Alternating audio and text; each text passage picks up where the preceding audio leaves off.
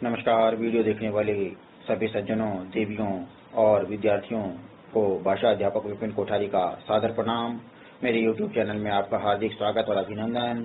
आज मैं विषय लेकर आया हूं आपके पास संधि, यानी आज का विषय है संधि।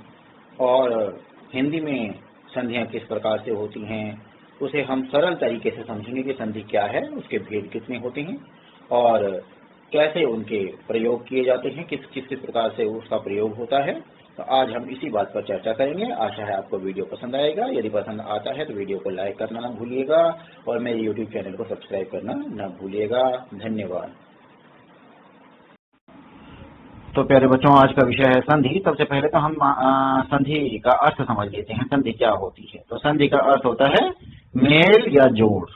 ठीक है, मेल या जोड़। तो यानी जब दो ध्वनियां पास पास होती हैं, दो ध्वनियां जब पास पास होती है तो उनके मिलने से जो परिवर्तन उत्पन्न होता है उसे संधि कहते हैं।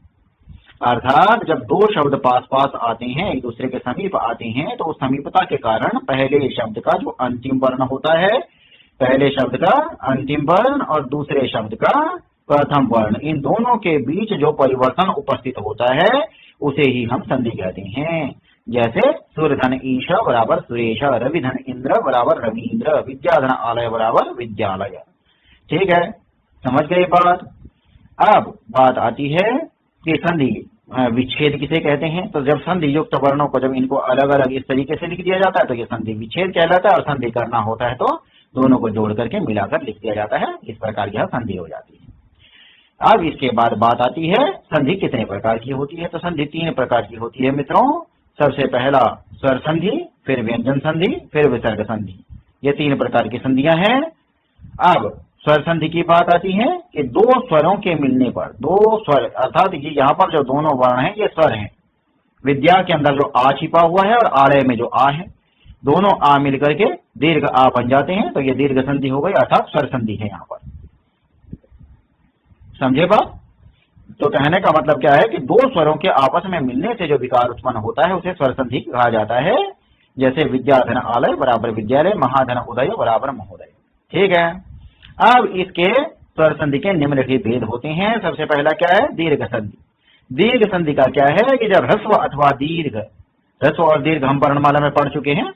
जब ह्रस्व का मतलब जिसमें एक मात्रा का समय लगता है और दीर्घ जिसमें एक से अधिक मात्रा का समय लगता है, 2 मात्राओं का समय लगता है। तो ह्रस्व या दीर्घ, तो यहाँ पर दोनों दीर्घ हैं। ह्रस्व या दीर्घ दोनों अ ई उ के आगे क्रमशः ह्रस्व या दीर्घ अ ई उ आ जाते हैं, तो दोनों मिलकर क्रमशः आ ई उ हो जाते हैं। यानी धन के निशान से पहले, इस धन के निशान से पहले क्या हो? अ ई ओ हो, अ ई ओ हो। ठीक, धन दीर्घ हो जाए, ह्रस्व हो, और उसके बाद में धन के निशान के बाद भी अ ई उ दीर्घ या ह्रस्व हो, तो क्रमशः आ ई उ हो जाते हैं। जैसे आप उदाहरण देख रहे हैं, विद्यालय, इसी प्रकार पराधीन, हिमालय, शौचालय, शिक्षार्थी, कवींद्र, गिरीश, इस प्रकार के अनेक उदाहरण इसमें हम बना सकते हैं और बनते ही हैं। अब इसके बाद आता है दूसरा गुण संधि। गुण संधि का मतलब होता है जब अ या आ के सामने, यानी यहाँ पर अ या आ होने चाहिए, इनके सामने गुण संधि में इ या ई आते हैं तो दोनों मिलकर ए हो जाते हैं। इसी प्रकार जब उ या उ हो तो दोनों मिलकर ओ बन जाते हैं। ठीक है। और जब अ या आ के सामने री हो तो अर बन जाता है। समझ गए बात? तो यहाँ पर हमने क्या लिया? आ के सामने क्या है? उ, तो उ या उ दोनों हो तो क्या बन जाते हैं? ओ बन जाते हैं, तो महोदय बन गया। समझ गए बात? अब इ या ई होता तो यहाँ पर जैसे गण धन ईशा होता तो गणेश बन जाता। ठीक है। उसी प्रकार से री की बात करते हैं तो महाधन ऋषि होता तो महर्षि बन जाता। अब आती है बात वृद्धि संधि की। तो वृद्धि संधि में जब अ या आ के सामने ए या आई हो तो दोनों मिलकर आई, तथा जब अ या आ के सामने ओ या औ हो तो दोनों मिलकर औ बन जाते हैं। और यहीं पर वृद्धि संधि होती है। तो जैसे हम देख रहे हैं, यहाँ पर हमने सदा में आ है और यहाँ पर ए है, तो ए ये इससे क्या बना? आई बन गया, सदैव बन गया। ठीक है। इसी प्रकार से यदि यहाँ पर मान लीजिए हम कहते दंत धन ओष्ठ कर देते तो दंताउष्ठ बन जाता। ठीक है, औ बन जाता वहां पर। उसी प्रकार से हम यदि मत धन एक क्या कर देते तो मतैक्य बन जाता। ठीक है, तो इस प्रकार से इसमें ये बन जाया करते हैं। अब आ जाती है यण संधि की बात, अगला जो है, जब कहते हैं इ, ई, उ, ऊ या ऋ के आगे कोई भिन्न स्वर आ जाता है, कोई भी स्वर भिन्न स्वर आ जाता है, तो इ या ई के स्थान पर य, उ या ऊ के स्थान पर व और ऋ के स्थान पर र हो जाता है। जैसे यहाँ पर हमने क्या किया, ऊ के आगे आ गया तो ऊ के स्थान पर व हो जाएगा, ये स्वागत बन गया। ये बहुत महत्वपूर्ण जो है ना उदाहरण है, कई बार आया करता है। उसी प्रकार से अतिधन अंत होता तो अत्यंत हो जाता, प्रतिधन एक होता तो प्रत्येक हो जाता, अनुधन इति हो जाता तो अन्विति बन जाता। तो इस प्रकार से अनेक निकलते हैं। जैसे पितृधन आज्ञा होता तो पितराज्ञा कई बार पूछा जाता है। अब आता है अयादि संधि का। अयादि संधि में यहाँ पर कहते हैं कि ए के स्थान पर अगर कहते हैं, जहां पर ए के स्थान पर अय, ऐ के स्थान पर आय, ओ के स्थान पर अव तथा औ के स्थान पर आव होता है, उसे अयादि संधि कहते हैं। जैसे ओ धन अन बराबर पवन, पौ धन अक बराबर पावक, चे धन अन बराबर चयन, नौ धन इक बराबर नाविक। इस प्रकार से ये अयादि संधि हुआ करती है। अब आ जाती है व्यंजन संधि की बात। तो कहते हैं व्यंजन के साथ स्वर या व्यंजन के मेल से बनने वाली संधि को, यानी दोनों व्यंजन हो, चाहे एक स्वर और एक व्यंजन हो, उसको व्यंजन संधि कहा जाता है। इसमें हिंदी में सबसे पहला होता है कि प्रत्येक वर्ग का पहला वर्ण तीसरे वर्ण में बदल जाता है, अर्थात क का ग, ट का ड और त का द तथा प का ब हो जाता है। जैसे हमने यहाँ पर बनाया जगत धन ईश बराबर जगदीश। ठीक है, उसी प्रकार से आप बना सकते थे, जैसे सद्भावना, सत धन भावना, दिक धन गज बराबर दिग्गज। ठीक है, और उसके बाद अच धन आदि बराबर अजादि, सत धन आचार, सत धन आचार बराबर सदाचार। ठीक है, उसके बाद दूसरा नियम है, किसी वर्ग के पहले अथवा तीसरे वर्ण के बाद जब कोई नासिक वर्ण यानी न जो क के बाद आते हैं, सबसे लास्ट पांचवें वर्ण, तो ये नासिक वर्ण जब आ जाए तो पहले या तीसरे वर्ण के स्थान पर उसी वर्ग का नासिक वर्ण आ जाता है। जैसे क को ग, च को ञ, ट को न, त को न तथा प को म हो जाता है। जैसे जगत धननाथ बराबर जगन्नाथ।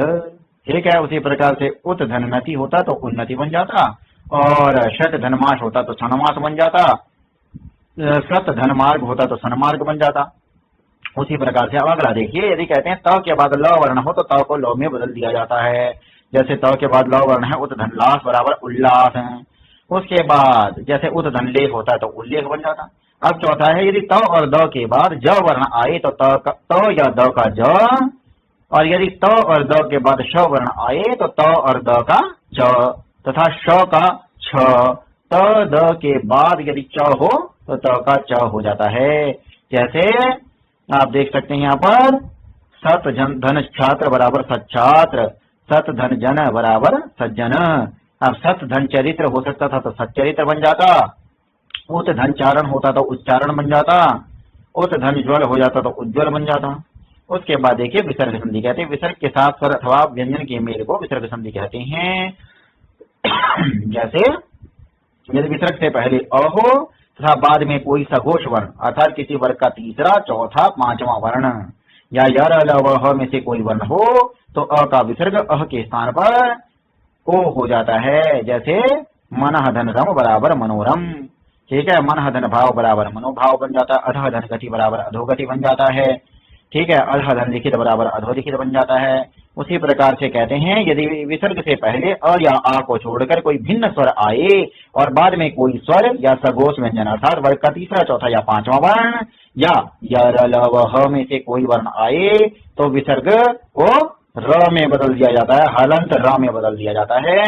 हलंत र में बदलेगा तो क्या बनेगा, जैसे यहाँ पर है निह धन यात तो बराबर निर्यात, या लव में से य आ गया। उसी प्रकार निह धन आशा होता तो निराशा बन जाता, दुह धन गंध बराबर दुर्गंध, दुह धन भाग्य बराबर दुर्भाग्य, पुनः धन जन्म बराबर पुनर्जन्म, निह धन आदर बराबर निरादर बन जाता है।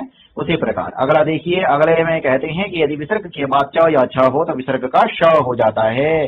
जैसे हरिधन चंद्र बराबर, यहाँ पर अब च आ गया विसर्ग के बाद तो हरिश्चंद्र बन जाता है। उसी प्रकार से निह धन छल होता तो निश्चल बन जाता, दुह धन चक्र होता तो दुष्चक्र बन जाता, निह धन चिंत होता तो निश्चिंत बन जाता।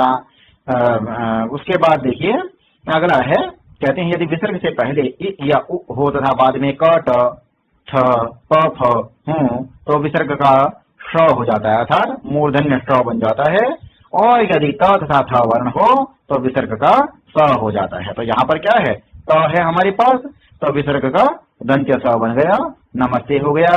अगर दुह धन कर्म होता तो बराबर दुष्कर्म बन जाता, निष्धन कपट होता तो निष्कपट बन जाता। ठीक है, तो इस प्रकार से ये बनते हैं। फिर पांचवा नियम है, यदि विसर्ग के बाद तीनों प्रकार के श ठ स हों तो विसर्ग ज्यों का त्यों रह जाता है, या फिर श से पहले तालव्य श तथा स से पहले दंत, यानी दंत्य स से पहले होगा तो दंत्य स ही बन जाएगा, और तालव्य श से पहले होगा तो तालव्य स ही बन जाएगा। जैसे यहाँ पर दंत्य स से पहले है तो ये दंत्य स बन गया निस्संदेह। लेकिन अगर दुह धन शासन होता तो दुशासन बन जाता, तो तब तालव्य श के साथ तालव्य श ही बनता। ठीक है, इसी प्रकार निस्संतान इत्यादि उदाहरण बनते हैं। अब हिंदी की संधियों की बात करते हैं। देखिए, यदि किसी शब्द के अंत में अल्प प्राण वर्ण हो तथा उसके सामने ह वर्ण हो तो अल्प प्राण वर्ण महाप्राण हो जाता है। जैसे तब, धन, ही हम देखते हैं, और आजकल उसको क्या लिखा जाता है, तभी लिखा जाता है, तभी, तब ही नहीं। ठीक है, कभी, कब धन ही, इन धन ही बराबर इन्हीं। उसी प्रकार कभी कभी कुछ शब्दों में संधि होने पर किसी एक वर्ण का लोप हो जाता है। जैसे वह, धन, ही बराबर वही हम करते ही हैं प्रयोग। या जैसे नक धन कटा बराबर नकटा, हम आजकल बहुत इसका प्रयोग सुनते हैं। उसके बाद कहते हैं सामासिक पदों में पूर्व पद का दीर्घ स्वर ह्रस्व हो जाता है। जैसे लड़कापन, ठीक है, बराबर लड़कपन, है ना। हम इसको शब्द को कई बार पढ़ते हैं। या आम धनचूर बराबर आम कमचूर। उसके बाद बच्चा धनपन बराबर बचपन। ठीक है, हाथ धन कंडा बराबर हथकंडा। इस प्रकार हाथ धन कड़ी बराबर हथकड़ी। और चौथा नियम है, कभी कभी कहते हैं संधि करते समय कुछ वर्णों का लोप हो जाता है। जैसे छोटापन बराबर छुटपन, पानी धन घाट बराबर पनघट, घोड़ा धन सवार बराबर घुड़सवार, एक धन 60 बराबर 61, या घोड़ा धन दौड़ बराबर घुड़दौड़। तो आशा है आपको यह साधारण संधि जो हमारी हिंदी में काम आने वाली है, संस्कृत में जबकि नियम कानूनों का अधिक पालन करना होता है, संस्कृत की संधि को हम फिर किसी और दिन लेकर उपस्थित होंगे। फिलहाल मुझे लगता है कि हिंदी की संधि में आपको काफी कुछ समझ आया होगा। और वीडियो को ध्यान से सुनने के लिए आपका हार्दिक आभार, धन्यवाद।